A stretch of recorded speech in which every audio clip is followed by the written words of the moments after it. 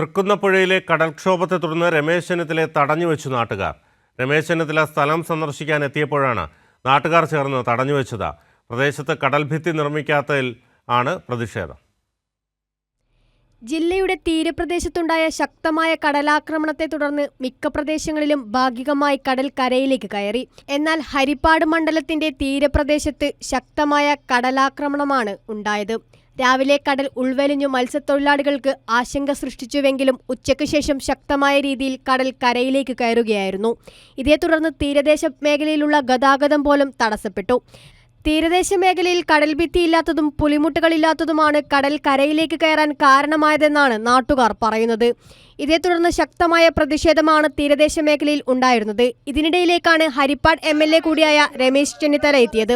രമേശ് ചെന്നിത്തല എത്തിയതോടെ നാട്ടുകാരുടെ പ്രതിഷേധം ശക്തമായി. MLAയുടെ ഭാഗത്തു നിന്നും കാര്യമായ ഇടപെടൽ ഇല്ലാതിരുന്നതാണ് കടൽക്ഷോഭത്തിന് കാരണമെന്നാണ് നാട്ടുകാരുടെ പരാതി.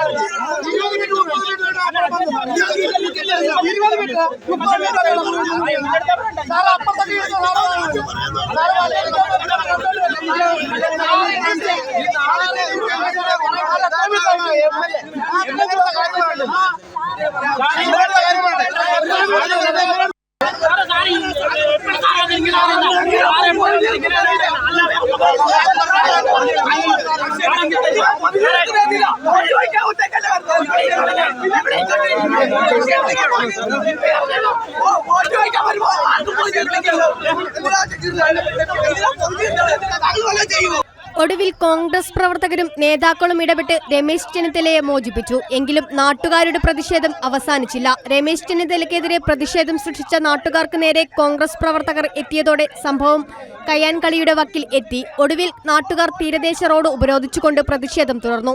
തീരദേശ മേഖലയിലെ മറ്റു മണ്ഡലങ്ങളിൽ കടൽഭിത്തിയും പുലിമുട്ടുകളും നിർമ്മിക്കുമ്പോൾ ഹരിപ്പാട് മണ്ഡലത്തിൽ മാത്രം ഇതൊന്നും ഇല്ലാത്തതിനുള്ള പ്രതിഷേധമാണ് നാട്ടുകാർ പ്രകടിപ്പിച്ചത്.